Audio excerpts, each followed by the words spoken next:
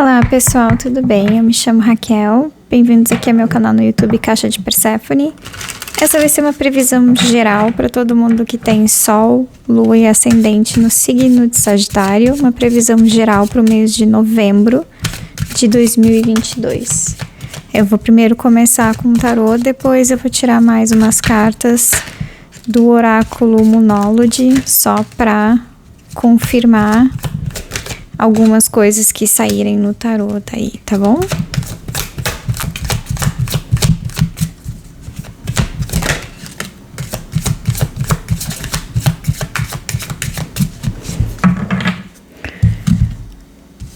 A primeira carta que saiu foi a Rainha de Paus.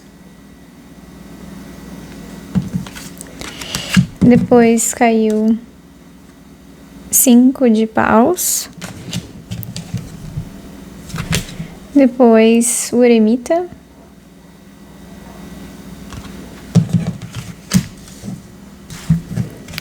Ainda saiu 3 de Paus e o Hierofante.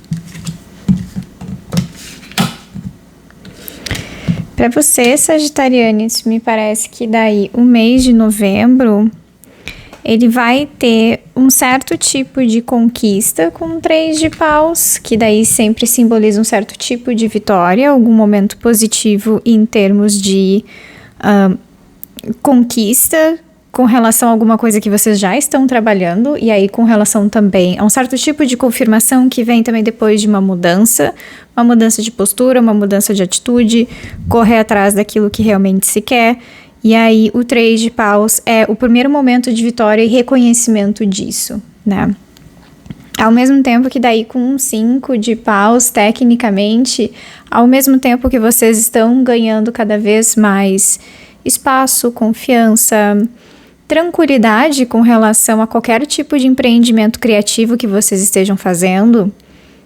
E aí, geralmente, essas questões de empreendimentos criativos são muito coisas conectadas a trabalho, talvez estudo, talvez educação, talvez pesquisa, coisas assim que a gente esteja criando, né, e trabalhando para fazer acontecer.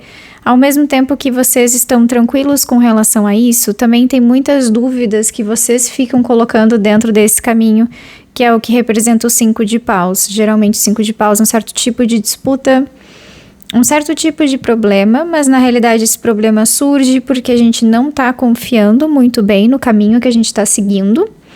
Mas aí não assim no sentido de duvidar daquilo que a gente está fazendo necessariamente ou do caminho escolhido, mas às vezes a gente começa a achar que as coisas estão correndo fáceis demais, e aí a gente espera um certo tipo de desafio grande dentro desse caminho, e o desafio grande não vem necessariamente.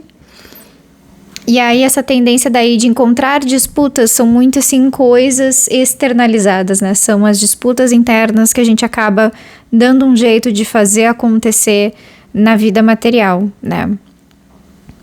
Tecnicamente daí, por exemplo, o que acontece, esse tipo de embate, é que na realidade é um embate mais interno, uma disputa mais interna, sabe? É não conseguir realmente acreditar que as escolhas estão, por exemplo, satisfatórias ou adequadas, ou não acreditar o suficientemente que o caminho escolhido é o caminho correto ou mais adequado para nós. Então a gente fica mais ou menos nessa questão de tentar procurar o problema, né?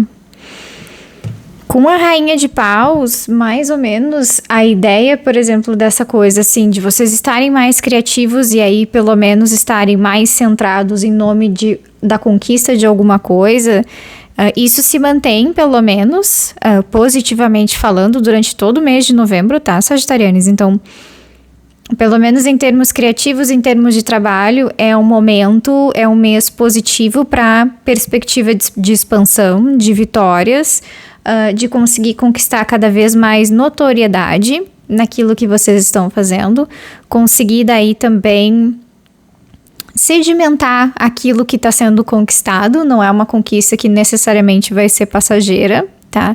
Mas aí, de novo, fica muito assim a coisa dos problemas que vocês na realidade vão encontrar nesse mês, provavelmente são muito problemas internos e disputas internas que podem ser externalizadas, né?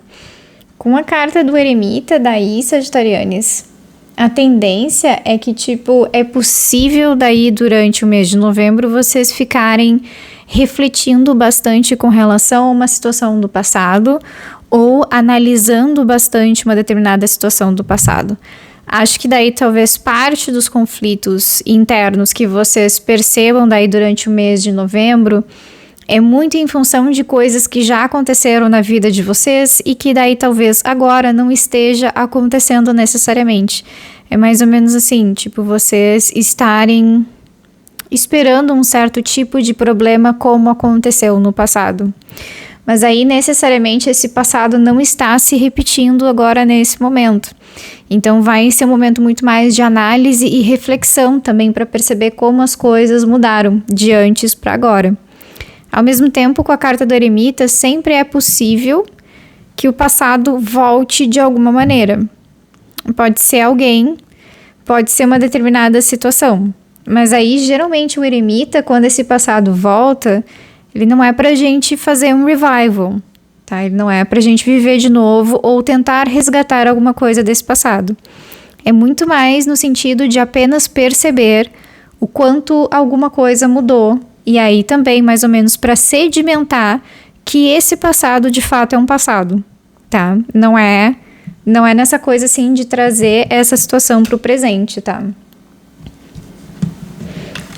A gente ainda tem daí no mês de novembro de vocês a carta do eremita, que representa um certo tipo de tradição, que representa um certo tipo de solidificação daí a partir do conhecimento. Então, assim, acho que daí, por exemplo, as questões da criatividade que estão bem fortes durante o mês de novembro de vocês, Sagitarianes, além dessa questão, por exemplo, da energia em si, que vocês vão ter de sobra para fazer o corre cotidiano de vocês, qualquer coisa em termos de conhecimento, em termos de pesquisa, em termos até de educação razoavelmente formal, que vocês consigam daí se concentrar também durante o mês de novembro, qualquer tipo de aula, qualquer tipo de curso,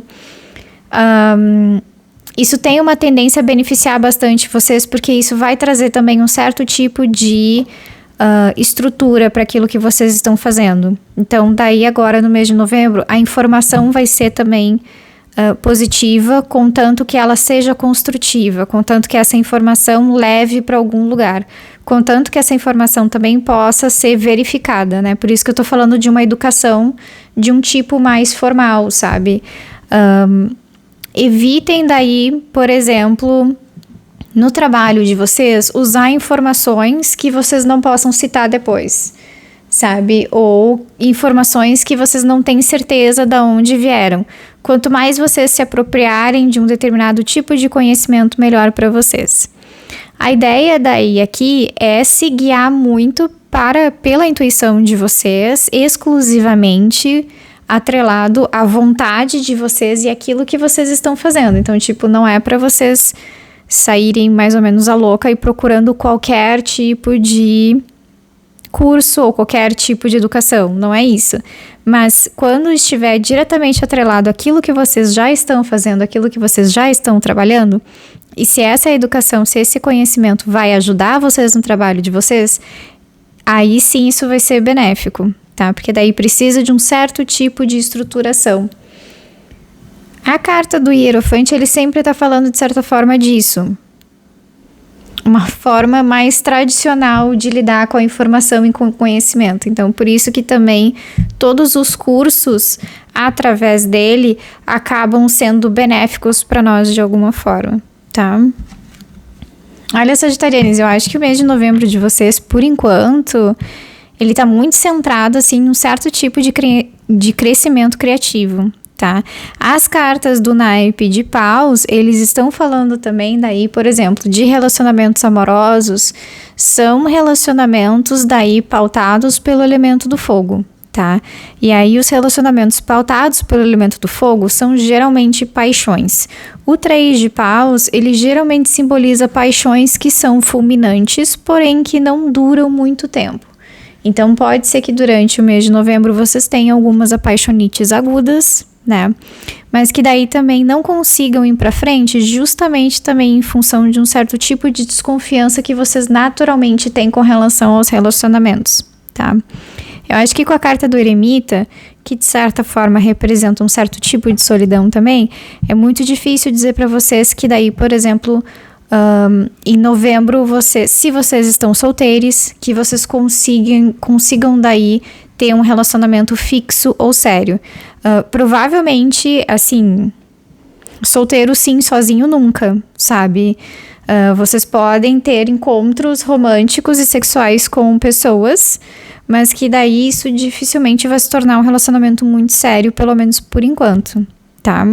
Porque daí também com a rainha de paus, a tendência é vocês manterem um certo tipo de liberdade e também de autonomia sexual, sabe? Então é muito mais uma questão de aproveitar o momento do que necessariamente daí sair um relacionamento mais fixo nesse momento. Agora eu vou tirar umas cartas do Moonology para ver quais são os signos que vocês precisam ficar de olho, por exemplo, em termos de relacionamentos amorosos, trabalhos, possibilidade daí de fazer alianças positivas, ou daí também qualquer recado adicional que daí esse oráculo possa trazer, tá?